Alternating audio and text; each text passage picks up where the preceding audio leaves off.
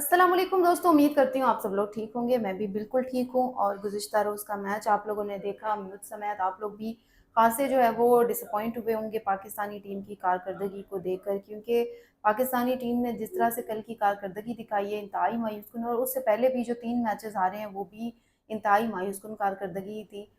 भी अफ्रीका हो, बांग्लादेश हो, इंडिया हो, ऑस्ट्रेलिया हो, तमाम की तमाम टीमों ने पाकिस्तानी टीम को टफ टाइम दिया। इसकी वजह ये थी कि पाकिस्तानी टीम के पास ना कोई कोऑर्डिनेशन थी, ना उनकी, अगर आप लोगों ने क्रिकेट के ग्राउंड में उनको देखा हो ड्यूरिंग मैच, तो ना उनकी बॉलिंग अच्छी थी, ना फील्डिंग अच्छी थी, ना बैटिंग अच्छी थी। मतलब कोई भी उनका ऑर्डर ठीक नहीं था। और इसके साथ साथ अगर देखा जाए तो लैक ऑफ कोऑर्डिनेशन थी।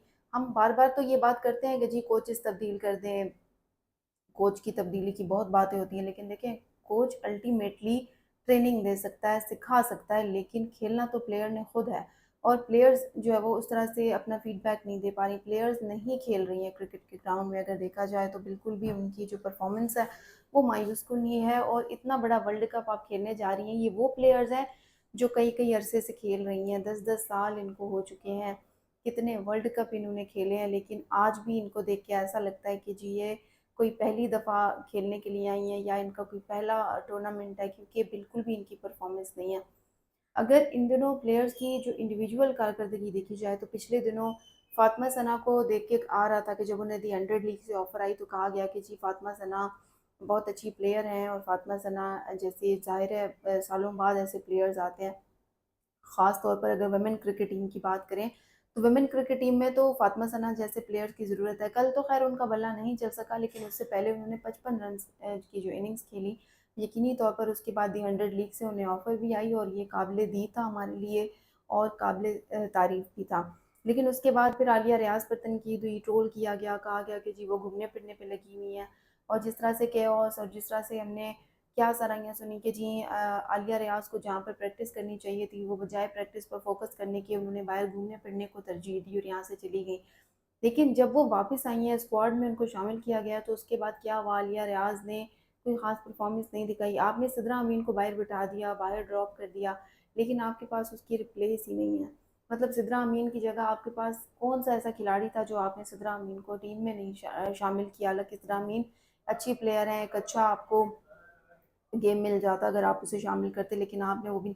ये तमाम देखिए चीज़ें, मैनेजमेंट, सिलेक्शन कमेटी, आपकी ऊपर से लेकर आपकी पूरी टीम का इन्हिसार है इस पर। तमाम फैसले जो हैं वो गलत हुए हैं। और अगर कोचेस की तब्दीली की बात हो रही है तो मैं समझती हूँ कि कोचेस की तब्दीली से ज़्यादा ज़रूरी है कि आप खिलाड़ियों को तब्दील करें। ये वो खिलाड़ी हैं जो सालों साल खेल रहे हैं, और हम इनके इन्हीं चेहरों को देख रहे हैं, यही खेल रहे हैं, यही तब्दील हो रहे हैं।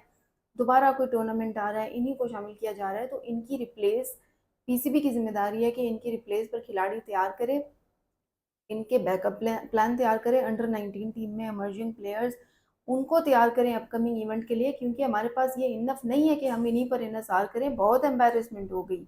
आप 113 रन से हारे हैं ऑस्ट्रेलिया से, कोई छोटी जीत नहीं, बहुत बड़ी जीत, सॉरी ये कोई छोटी हार नहीं है, बड़े लेवल, बड़ी हार है ये। आपको एम्बेरसमेंट क्यों नहीं फील होती है कि आप जो है वो इतने बड़े बड़े मार्जिन से आप लोग हार के आ जाते हैं।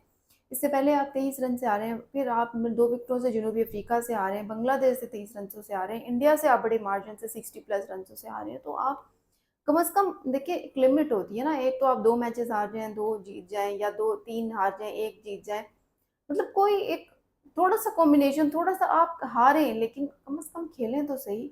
आप खेले ही नहीं हैं। और मैं समझती हूँ कि कल का जो तो मैच था वो तो बिल्कुल भी लग रहा ही नहीं था कि खिलाड़ी कोई खेलने के लिए आए हैं। लग रहा था कि बस ठीक है, टाइम पास हो रहा है, एक बड़ा वर्ल्ड कप हो रहा है, बस ठीक है, ये भी गुजर जाएगा जिस तरह बाकी वर्ल्ड कप गुजर जाते हैं।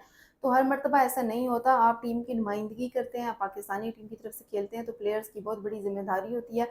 तो जब अपने मुल्क को रिप्रेजेंट कर रहे हो तो वो एटलीस्ट ऐसा खेल पेश करें कि हमें जो है वो यहाँ पर बतौर जर्नलिस्ट या किसी को भी बतौर शायकीन आपको एम्बेरसमेंट ना हो। कम अज़ कम आपको ऐसा तो खेल पेश करना चाहिए। लेकिन अनफॉर्चुनेटली हमारी टीम चेज़ करने में भी नाकाम है, हमारी टीम टारगेट देने में भी नाकाम है, हमारी टीम विकेट टेकर भी नहीं है। मतलब इतनी नाकामी कि मैं कहाँ कहाँ से नाकामियाँ गिनवाऊँ। आपकी फील्डिंग नहीं है, आपकी इतनी पुअर, आपकी इतना स्लो फील्ड था कल। उसके पहले भी मैचेस में कुछ खास कारकर्दगी नहीं थी। तो विमेन टीम में बहुत बड़े पैमाने पर सर्जरीज की ज़रूरत है, और इस वक्त ज़रूरत है कि आप सर्जरीज़ करें जिस तरह से मेन टीम में। अब वुमेन टीम का तो मेंस टीम से भी मैं कहूँगी बुरा हाल है और इनको इम्प्रूवमेंट की हद से ज़्यादा ज़रूरत है। इम्प्रूवमेंट से ज़्यादा इनको रिप्लेस की ज़रूरत है। जो खिलाड़ी बाहर बेंच पे बिठाए जाते हैं, ज़रूरी है कि उनको भी जो है वो बारी दी जाए, ताकि जिनको बिठाया जाए उनको भी ये एहसास हो कि आपको टीम से बाहर भी निकाला जा सकता है।